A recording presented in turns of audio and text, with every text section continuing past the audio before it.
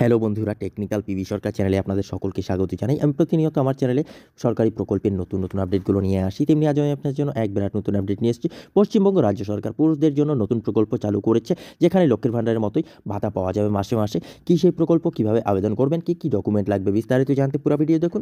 পুরো ভিডিও না দেখলে কিছু বুঝতে পারবেন না, তাই পুরো ভিডিও দেখার অনুরোধ রইল আপনাদের সকলের কাছে। তাই আর দেরি না করে ভিডিওটিকে শুরু করছি।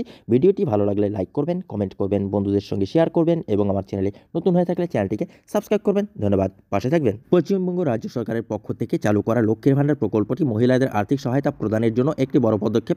এই প্রকল্পের আওতায় রাজ্যের মহিলারা প্রতি মাসে 1,000 টাকা এবং 1,200 টাকা করে আর্থিক সহায়তা পান। তবে এই প্রকল্পে শুধুমাত্র মহিলাদের জন্য ভাতা দেওয়া হয়। এই নিয়ে দীর্ঘদিন ধরে পুরুষদের মধ্যে এর থেকে অভিযোগ উঠে আসছিল। এবার পুরুষদের জন্য সুখবর আসতে পারে। রাজ্যের 2025-26 অর্থবর্ষের নতুন বাজেট অর্থাৎ 12 ফেব্রুয়ারি মুখ্যমন্ত্রী মমতা বন্দ্যোপাধ্যায় পুরুষদের জন্য একটি নতুন ভাতা প্রকল্পের ঘোষণা করতে পারে। পুরুষদের জন্য কী প্রকল্প? সরকারি সূত্রে খবর অনুযায়ী রাজ্য সরকারের পরিকল্পনা রয়েছে এমন একটি প্রকল্প চালু করা হবে, যার মাধ্যমে বাড়ির পুরুষরা প্রতি মাসে ভাতা পাবেন। এই প্রকল্পের মূল উদ্দেশ্য হলো যুব সমাজের বেকারত্ব দূর করা এবং কর্মসংস্থানে আরও উৎসাহিত করে তোলা। শোনা যাচ্ছে প্রত্যেক মাসে বেকার যুবকদের জন্য নির্দিষ্ট ভাতা ব্যাংক অ্যাকাউন্টে দেওয়া হবে।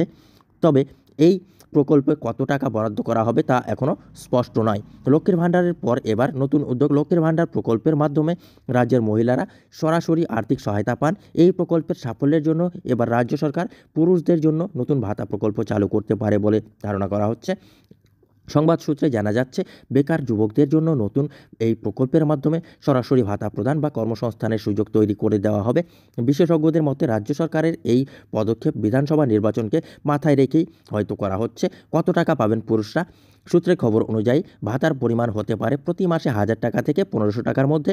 এই ভাতা সরাসরি পুরুষদের ব্যাংক অ্যাকাউন্টে জমা পড়বে। তবে এই প্রকল্পের অধীনে শুধুমাত্র সেই সমস্ত পুরুষরাই ভাতা পাবে যারা নির্দিষ্ট শর্ত পূরণ করতে পারবে।